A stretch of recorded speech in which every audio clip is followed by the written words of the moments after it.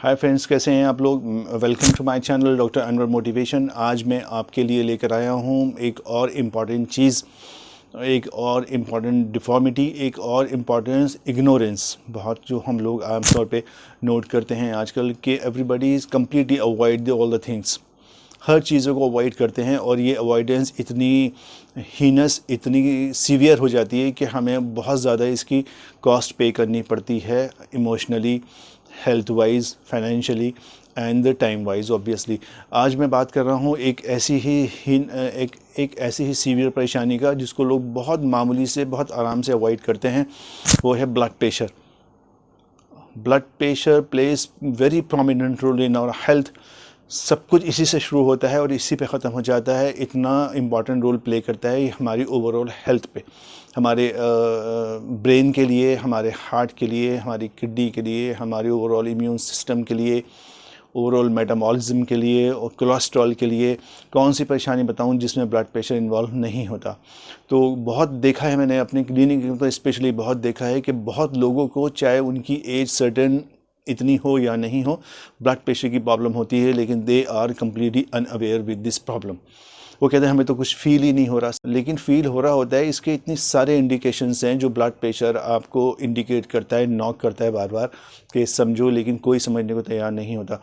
जब हम मॉनिटर करते हैं ब्लड प्रेशर तो लगता है कि 150, 100, 160, 110, 160, 100, इस टाइप के ब्लड प्रेशर लोगों का एनालाइज होता है। तो लोग कहते हैं हमें तो कुछ हो ही नहीं रहा, हमें तो पता ही नहीं चल रहा।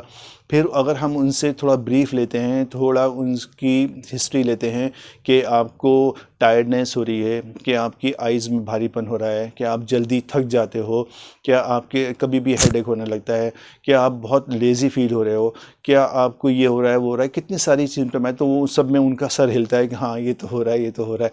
तो इसका मतलब ये है कि कोई भी परेशानी इंडिकेट करती है आपको अपने साइन और सिम्टम से, लेकिन लोग नहीं समझते। तो इसी चीज़ को बिल्कुल अवॉइड ना करें। ब्लड प्रेशर एक ऐसी, मैंने बताया कि ना, एक इम्पॉर्टेंट रोल है जिससे सब चीज़ें कनेक्टेड हैं। ये ऐसा हेड क्वार्टर है कि इसी से सारी सप्लाई जाती है। अगर आपका कॉन्टीन्यूअस ब्लड प्रेशर रहेगा तो ये आपके कोलेस्ट्रॉल को बहुत डिस्टर्ब कर देगा, ये आपके हार्ट की फंक्शनिंग को बहुत डिस्टर्ब करेगा, ये आपके ब्रेन फंक्शन को बहुत डिस्टर्ब करेगा। और एक वक्त ऐसा आता है कि सबसे ज़्यादा ये इफ़ेक्ट ब्रेन पे करता है। अगर आपको ज़्यादा ब्लड प्रेशर है, चाहे आपका हाई रहता हो या लो रहता हो, स्लाइटली होता हो तो डजेंट मैटर, लेकिन अगर ज़्यादा आपका हाई रहता है या लो रहता है, प्लीज़ फॉर गॉड सेक अपने डॉक्टर से कॉन्टीन्यूअस फॉलोअप में रहो। उससे मेडिसिन, इसकी एक पर्टिकुलर मेडिसिन आती है, सिर्फ एक गोली आपको इन सब परेशानियों से बचा सकती है। एक ही बेकार की वॉक्स और मीथ ज़रूर है कि लोगों के बीच में कि इसकी आदत पड़ जाएगी, इसकी आदत पड़ जाएगी। एक गोली की आदत पड़ना उनको मुसीबत लगती है, बजाय पूरी लाइफ को अपने वो रिस्क में डालते हैं। वो पता नहीं क्या है, ये इतनी ज़्यादा, आई एम सॉरी टू से, इतनी ज़्यादा अनएजुकेट थिंग या फिर अनएथिक चीज़ है, ये अनअवेयरनेस की चीज़ है कि लोग अपनी लाइफ से खेलते हैं सिर्फ एक टैबलेट्स को खाने के बजाय कि इसकी आदत पड़ जाएगी। क्योंकि सारा इलाज खुद ही करते हैं ना, डॉक्टर की कंसल्टेशन से आप करोगे तो ना ब्लड प्रेशर कुछ ऐसी फॉर्म होती है जिसमें उसकी आदत नहीं पड़ती, या all of other thing. Finally once for all आदत पड़ भी जाएगी तो एक गोली से आपकी लाइफ बिल्कुल सेफ रह रही है, तो इसमें कौन सी परेशानी है। तो कभी भी इस बेकार की बातों पे मत रहो कि ब्लड प्रेशर की आदत पड़ जाएगी। आदत पड़ भी जाएगी तो आपके फ़ायदे के लिए ही है। ज़्यादा आपका ब्लड प्रेशर, चाहे आप फीमेल हो या मेल हो, और आपका लो रहता है तो ये भी बहुत डिज़ास्टर है आपकी हेल्थ के लिए। और ज़्यादा हाई रहता है तो ये भी बहुत हार्मफुल है आपकी ओवरऑल हेल्थ के लिए। सबसे बड़ा बताया मैंने, इस इफ़ेक्ट इसका हार्ट पे पड़ता है और उससे भी सबसे प्रोमिनेंट असर पड़ता है ब्रेन पे। इसका सबसे पहला इफ़ेक्ट जो साइड इफ़ेक्ट की शक्ल में बाहर आता है वो होता है पैरालाइज हो जाना। ज़्यादा आपको ब्लड प्रेशर रहेगा और उसका आप ट्रीटमेंट नहीं करोगे, ज़्यादा अप रहेगा, ज़्यादा डाउन रहेगा, तो सबसे पहले आप पॉसिबल हो, सबसे पहले आप हाई रिस्क के अंदर हो कि आपको हेमिप्रेसिस, जिसको पैरालाइसिस बोलते हैं, हेमिप्लीजिया, जो पैरालाइज होता है पूरी बॉडी का, ये कुछ भी कभी भी हो सकता है प्लीज़। या फिर ब्रेन हैमरेज हो सकता है। सिर्फ रीज़न या मकसद आपको सिर्फ डराना नहीं है, अवेयर करना है। जब तक आप अवेयर नहीं होंगे, जब तक आप रास्ते पे या फॉलोअप पे नहीं आओगे। ज़्यादा ब्लड प्रेशर रहेगा, चाहे वो आपको सिम्टोमेटिक नज़र आ रहा है या नहीं आ रहा, अगर आपके अंदर फिज़िकली चेंजेस आ रहे हैं, आपकी पावर स्टेमिना कम हो रहा है, अगर आप ज़्यादा देर में थक जाते हैं, मैंने वैसे पिछले बताया, और दोबारा रिपीट करने से कोई फ़ायदा नहीं है। कोई भी सिम्टम आप फील कर रहे हैं अपनी पर्सनैलिटी में, अपनी बॉडी में, तो ज़रूर डॉक्टर से कंसल्ट करिए। सिर्फ इस राय पे मत लीजिए कि मुझे तो ब्लड प्रेशर है ही नहीं।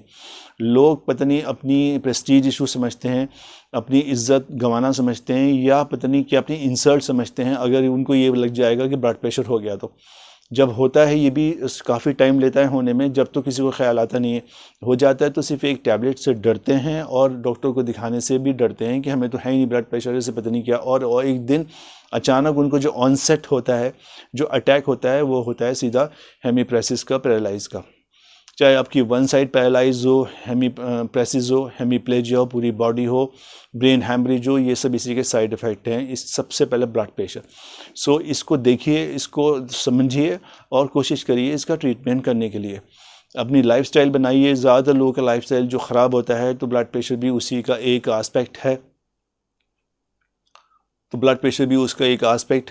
तो अपनी लाइफस्टाइल को ठीक करिए, वक्त पे खाइए, वक्त पे सोइए, वक्त पे आराम करिए और वक्त पे काम करने की कोशिश करिए, और हेल्दी चीज़ें खाइए। हेल्दी चीज़ें खाएंगे तो ये सब चीज़ें दूर रहेंगी ज़्यादा। ब्लड प्रेशर देखिए, जो ये क्लॉटिंग होती है, सबसे पहले अब मैं डायरेक्ट उस पर आ गया। ब्लड प्रेशर के जो साइड इफ़ेक्ट होता है, ब्रेन हैमरेज। ब्रेन हैमरेज क्या होता है? ब्रेन हैमरेज सबको बताइए कि नॉर्मल लैंग्वेज में बोला जाता है कि नस का फट जाना। अब इतना प्रेशर होता है ब्लड फ्लो पे कि वो सिर्फ ब्रेन के, सेरेब्रल ब्रेन में किसी भी पार्ट में इतना इफ़ेक्ट करती है कि हमारी नर्व लीक हो जाती है। That is called brain haemorrhage. अब ये इतना सीवियर होता है, इतना इसका इलाज है, और इतने 6 महीने 1 साल इसमें लोगों के लग जाते हैं। कुछ लोग तो अनफॉर्चुनेटली इसमें अपनी लाइफ से भी चले जाते हैं। तो ब्रेन हैमरेज, या एक होता है हेमाटोमा क्लॉटिंग। ये बहुत कॉमन भी है, आपने सुना भी होगा कि क्लॉटिंग हो गई, दिमाग में क्लॉटिंग हो गई। जब पूरी सप्लाई ब्रेन को ऑक्सीजन, 5 मिनट के लिए भी अगर ऑक्सीजन हमारे ब्रेन को नहीं मिले, तो हमारा ब्रेन डिफॉर्म हो सकता है, हमारा ब्रेन इफेक्ट हो सकता है। ब्रेन हैमरेज की परेशानी और पैरालिसिस की परेशानी का एक यही सबसे बड़ा एक रीज़न है। मैंने बताया ना कि 5 मिनट के लिए भी क्लॉटिंग हो गई तो वो सारा इफ़ेक्ट छोड़ देती है आपकी बॉडी पे, और इंसान जो भी पेशेंट है पैरालाइज हो जाता है। वो इतना सीवियर पैरालाइज हो जाता है कि चलने उठने से परेशान हो जाता है। ठीक है। और इसका एक और हाई वर्जन होता है जो मैंने बताया कि ब्रेन हैमरेज। तो इन सब चीज़ों से बचिए।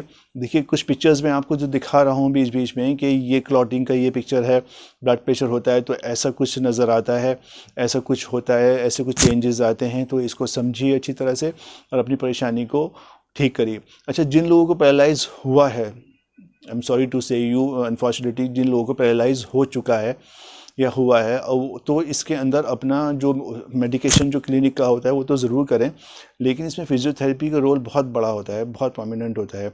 आपकी मसल्स पावर, मसल्स टोन जो रीगेन होती है वो सिर्फ फिजियोथेरेपी से ही होती है।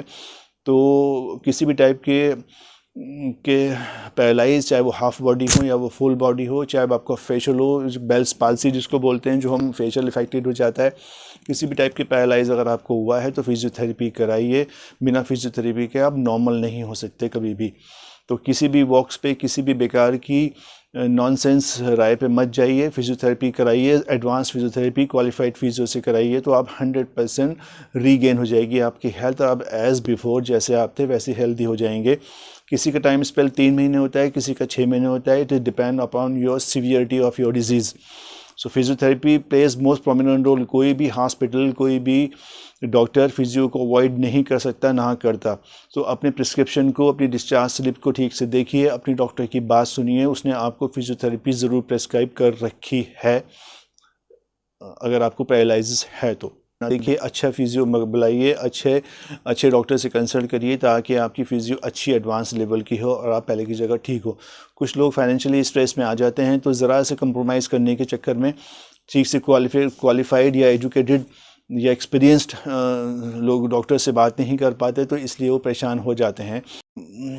फिजियोथेरेपी के बिना ठीक होना ऐसा है जैसे कोई मिरेकल हो जाए, तो मिरेकल्स बहुत कम होते हैं। ये इसकी रिक्वायरमेंट है। आपकी जो पावर मसल्स की जो नर्व स्टिमुलेशन हुआ, जो मसल्स की रोम और मसल्स टोन, मसल पावर जो लॉस हुई है, हाथ पैर वैसे के वैसे ही होते हैं, किसी के कुछ चेंज नहीं आता, लेकिन उनकी मसल्स टोन पावर लॉस हो जाती है, तो फिजियोथेरेपी उसको रीगेन करती है। एक पर्टिकुलर एक्सरसाइज का सेशन होता है, स्ट्रेचिंग एक्सरसाइज का, मैनिपुलेशन का सेशन होता है, उसको आप फॉलो करिए और ज़रूर फिजियोथेरेपी कराइए। अगर 1% आपको ये लगता है कि आपके डॉक्टर ने आपको फिजियो नहीं बताई, तो ऐसा नहीं हो सकता, लेकिन फिर भी आप किसी फिजियो डॉक्टर से मिलिए और उनसे अपना ट्रीटमेंट स्टार्ट करिए, चाहे आपको कितने ही दिन हो गए हों। अभी रिसेंटली आपको किसी को अगर पैरालाइज हुआ है, तो इसके लिए बहुत इंपॉर्टेंट न्यूज़ है ये कि आप फिजियोथेरेपी कराइए अच्छी एडवांस। अगर एक से ठीक नहीं हो रहे तो आप किसी दूसरे को सेकंड ओपिनियन लीजिए और ज़रूर ठीक कराइए। और अपने ब्लड प्रेशर का अभी भी ख्याल रखिए, लाइफस्टाइल को शेड्यूल करिए, खाने पीने का ख्याल रखिए और वॉक करिए ढंग से, जैसे भी आप कर सकते हैं। फॉलो अप करिए, मतलब पूरा फॉलो अप करेंगे तो ये भी आप इस परेशानी से बाहर आ जाएंगे। ट्रीटमेंट उस लेवल का नहीं होता जो उनको करवाना चाहिए, इसलिए उनकी लाइफ कंप्लीटली डिस्टर्ब हो जाती है। तो आपके साथ ऐसा ना हो, तो इसके बारे में थोड़ी अवेयर रहिए, डॉक्टर से टाइम टू टाइम इसके बारे में बात करिए और अपना ब्लड प्रेशर कंट्रोल करिए, ठीक है। और अगर आपको पैरालाइज हो चुका है या आपको ऐसा नमनेस आपकी बॉडी में आ रही है, कभी कभी आपका कोई हाथ या पैर सुन हो जाता है या उसमें टिंगलिंग टाइप की फील होती है, या सुइयां सी चुभती हैं आपके फेस पे, हाथ में कहीं पर, या हाथ में कोई चीज़ सुन हो जाता है, सर आपका आधा अगर सुन सा लगता है, आपको बार बार सर दर्द हो जाता है, तो आप इसकी जांच कराइए, आप इसको डायग्नोस करिए कि क्या परेशानी है। ये वो सिम्टम होते हैं, इससे पहले आप समझ लेंगे तो काफ़ी परेशानियों से बचेंगे।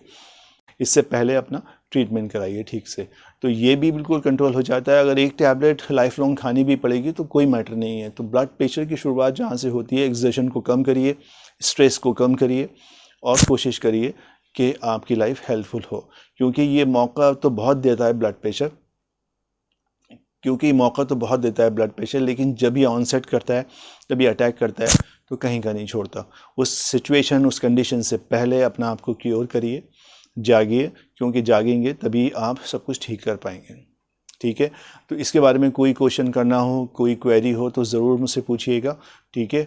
और thank you so much watching my channel. दूसरे वीडियो में बात होगी किसी और टाइप के एलिमेंट की डिफॉर्मिटी के लिए। जब तक okay, bye bye, thank you so much.